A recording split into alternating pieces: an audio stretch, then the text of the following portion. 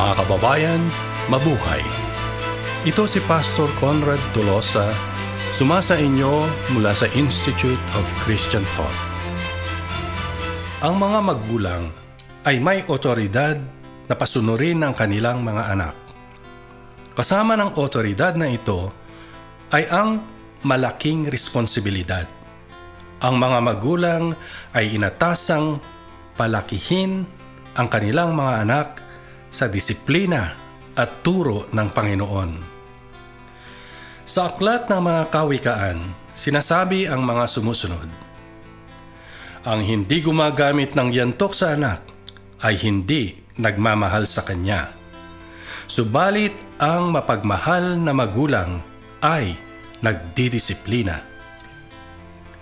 Disiplinahin ang bata para magkaroon ng pag-asa. Huwag padamay sa mga masisisi sa kanyang kamatayan. Sanayin ang bata sa landas na dapat lakaran at pagtanda niya, hindi niya ito tatalikdan. Ang kalokohan ay nakapaloob sa puso ng bata. Ang yantok ang makakatanggal nito. Disiplinahin mo ang iyong anak at bibigyan kanya ng katahimikan. Kasiyahan ng kaluluwa ang dadalhin niya sa iyo.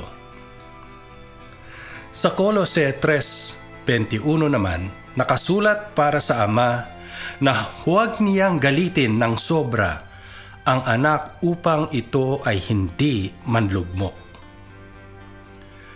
Sa Deuteronomy 6:4-9, inutos ng Diyos sa bayan ng Israel na mahalin nila ang Panginoong Diyos ng buong puso, kaluluwa at lakas.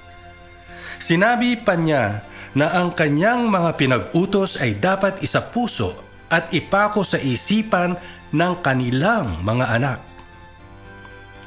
Pag-usapan nila ang mga ito habang sila ay nakaupo sa bahay o kapag sila ay naglalakad sa kalye, kapag sila ay nahihimlay at kapag bumabangon. Sa makatuwid, sa lahat ng oras ay dapat tinuturuan ng ama ang anak tungkol sa kalooban ng Diyos. Ang tanong ay ito: ano ang bunga ng hindi pagdidisiplina ng anak? Palibhas sa disiplinarya ng tatay ko, kaya hindi ko masikmura kapag nakakakita ako sa mall ng isang bata na hindi masuheto ng magulang.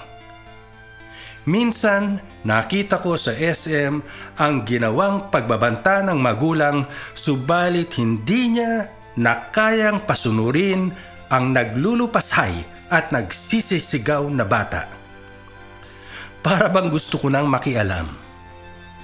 Nasabi ko na lamang sa aking sarili na ang bata ring iyon ang kawawa paglaki niya.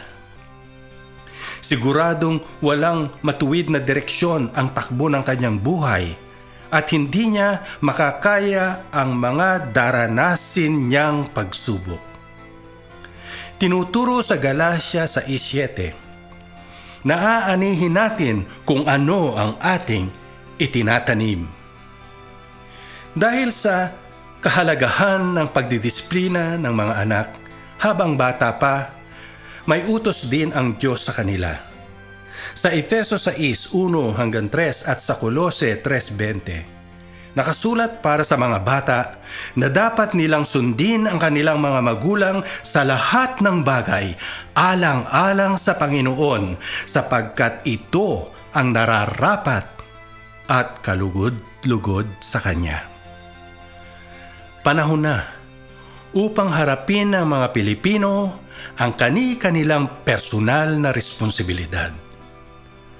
Ang 17 artikulo ng Biblical Christian Worldview ay ito: ang magulang ang may otoridad sa tahanan.